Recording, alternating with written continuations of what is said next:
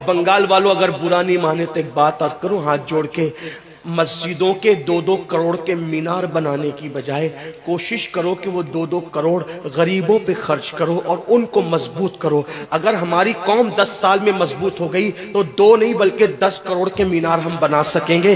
اس لیے میری گزارش ہے جلسوں کے خرچے بھی کم کرو، شادیوں کے خرچے بھی کم کرو اور سب خرچے کم کر کے اپنی قوم کو مضبوط کرو۔ حضور علیہ السلام اسی لیے تشریف لائے تھے تو دیندار بنو، مالدار بنو، اور نمبر 3 ایجوکیشن پہ بہت محنت کرو۔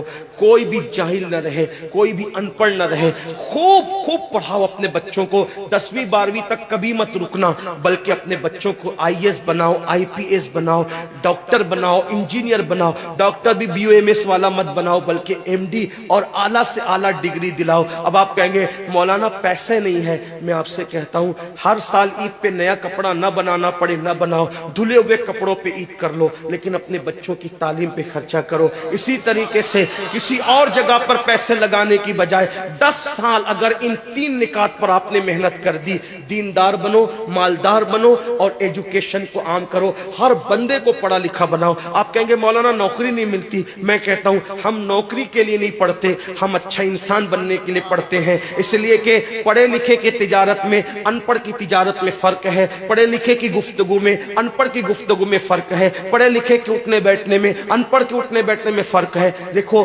آپ یہ نہیں کہتا ہوں کہ آپ سب ان پڑھو، لیکن ایک بات آپ سے کہتا ہوں محفل میں پڑھے لکھوں کا انداز اور ہوتا ہے، ان پڑھ لوگوں کا انداز اور ہوتا ہے۔ کھانے میں، پینے میں، اٹھنے میں، بیٹھنے میں تعلیم کو عام کرو، دنیا بھی پڑھاؤ، آخرت بھی پڑھاؤ۔ اپنے بچوں کو اتنا علم دو کہ وہ مسلمان رہے، سچے مسلمان رہے، اور اپنی بچیوں کو بھی اتنا علم دو سچی پکی مسلمان رہے، اور اسکول، کالج، یونیورسٹی میں اعلیٰ سے اعلیٰ تعلیم دلاؤ۔ اور یاد رکھنا غربت کا بہانہ مت بناؤ۔ بیٹیا کی شادی ہوتی ہے تو لاکھوں روپے کہاں سے آتے ہیں، اور آپ سے کہتا ہوں 8 گھنٹے محنت کرنے کی بجائے 16 گھنٹے محنت کرو، محنت میں پیچھے مت ہٹو، اپنے بچوں کو پڑھاؤ۔ صرف 10-12 سال ہندوستان کے تمام مسلمان محنت کر کے اپنے بچوں پہ محنت کر لیں، کوشش کر لیں، کاوش کر لیں، تو دیکھنا نقشہ بدل جائے گا۔ یہ بھی آپ سے کہتا ہوں، ایک بات کہتا ہوں، منع نہیں کر رہا ہوں، اگر مجھ سے غلطی ہو تو میرے علماء اصلاح کریں گے، آپ میری ذات کو دیکھ کے قبول نہیں کرنا۔